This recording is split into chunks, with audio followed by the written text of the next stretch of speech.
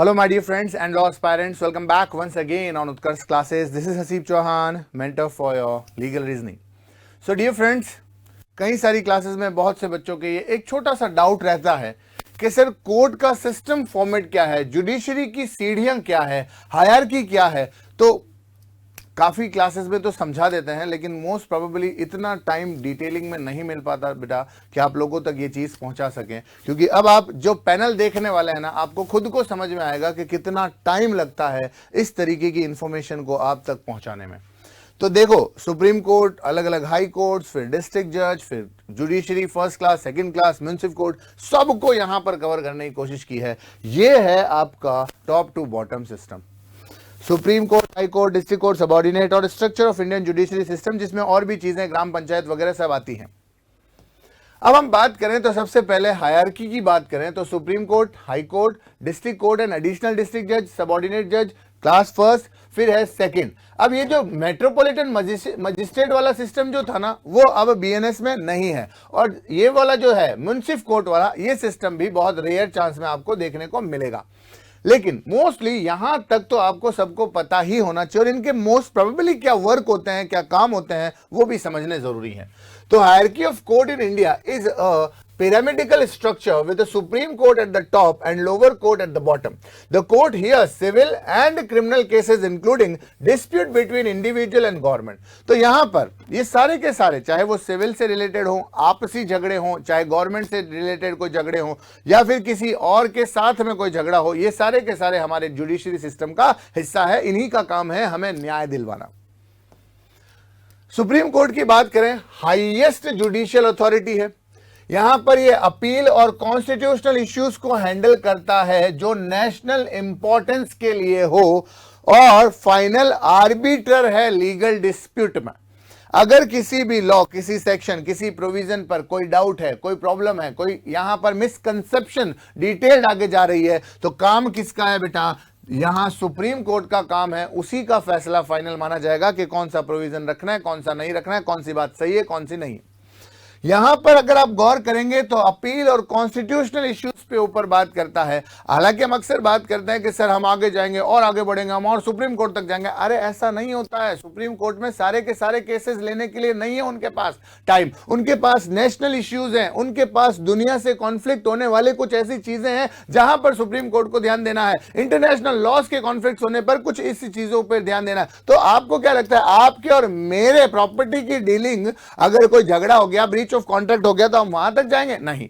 Top most criminal court अगर मैं पूछूं कि सबसे बड़ा क्रिमिनल कोर्ट कौन सा है इंडिया में, तो वो हाई कोर्ट है बेटा। सुप्रीम कोर्ट का नाम नहीं आएगा वहां पर। ये अपील और कॉन्स्टिट्यूशनल इश्यू को हैंडल करता है। एसएलपी की बात करूं तो ऐसी सिचुएशन जहां सुप्रीम कोर्ट को लगे कि हाँ ये इंपॉर्टेंट मैटर है और मुझे सुनना चाहिए, तब वो अलाउड करता है, वरना ऐसे ही नहीं।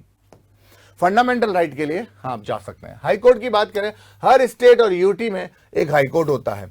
ये क्या करता है? ये भी केसेस को रिव्यू करता है लोअर से, जो इनके पास, इनके अंडर में काम करने वाले हैं, उनके जजमेंट पर। इसका जुडिक्शन जो है वो पूरा के पूरा स्टेट के लोअर कोर्ट को कंट्रोल करने का होता है। तो स्टेट का राजा कह लो, महाराजा कह लो, यही है। डिस्ट्रिक्ट कोर्ट ये सिविल, मोस्टली सिविल केसेस को हैंडल करते हैं, लेकिन क्रिमिनल केसेस में भी है, सेशन जज आते हैं। डिस्ट्रिक्ट कोर्ट जो होते हैं वो और उनकी कैटेगराइज करें तो क्रिमिनल और सिविल दो कोर्ट बन जाते हैं। डिस्ट्रिक्ट जज जो अथॉरिटी होती है to give capital punishment in criminal cases, ये इनके पास ऑथोराइज किया गया है। लोअर कोर्ट की बात करें तो इसके अंडर जो फंक्शन आता है, direct superintendence of the higher court के होते हैं, जैसे magistrate of second class, civil जज, जूनियर डिवीजन, ये सब consumer dispute redressal agencies, district consumer dispute redressal forum, state consumer dispute redressal commission and national consumer dispute redressal commission. तो ये mostly यहां पर ये जो लोअर कोर्ट जो है अपना रोल प्ले करते हैं। लोक अदालत जो है वो एडीआर सिस्टम का मैकेनिज्म है, alternative dispute resolution mechanism, that settle the cases outside of the conventional court system. मतलब कोर्ट के बाहर की अदालत, जिसमें लोगों की अदालत है कि सर आपको एक लंबी हियरिंग, लंबा प्रोसीजर, टाइम का इश्यू, ये सब पेपर कंप्लीट है, इन सब झंझटों से बचने के लिए ये कंसेप्ट दिया गया है। They also known as people's court, और इन्हीं को हम लोगों का कोर्ट भी कहते हैं। यहां पर मैं बात करूं तो ये देखो दोस्तों कि सर 23 से 28 जनवरी किन लोगों के लिए है? ये है जुडिशरी एस्पिरेंट के लिए। जितने भी जुडिशरी एस्पिरेंट है, तो तिरंगा महोत्सव उत्कर्ष परिवार आपके साथ शेयर कर रहा है बहुत ही इंपॉर्टेंट न्यूज। 90% तक का ऑफ मिलेगा किसी भी तरीके के जुडिशरी कोर्सेज के ऑनलाइन परचेसिंग पर। साथ में क्या सरप्राइज है कि 3 महीने की एक्सटेंडेड वैलिडिटी आपको इसी के साथ मिल जाएगी और प्लस 10% की एक्स्ट्रा डिस्काउंट कूपन मिल सकता है अगर आप वैलिडिटी बढ़ाने का रिचार्ज और करवाना चाहते हैं तो। अब जुडिशरी से रिलेटेड अगर मैं बात करूं दोस्तों, तो यहां पर देखिए, ये जो है आरजेएस फाउंडेशन का प्री मेंस और इंटरव्यू का कंप्लीट बैच जो है वो आपको रिकॉर्डेड फॉर्मेट में मिल सकता है 6000 ओनली। उसके बाद में प्री या टारगेट बैच की बात करें तो रिकॉर्डेड फॉर्मेट में 4000 ओनली।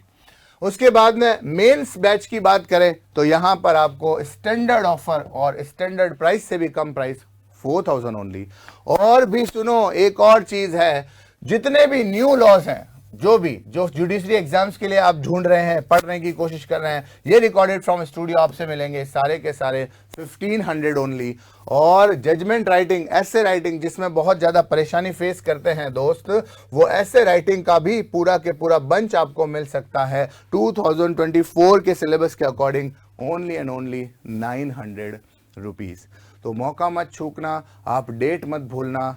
आइए जुड़िए हमारे परिवार के साथ।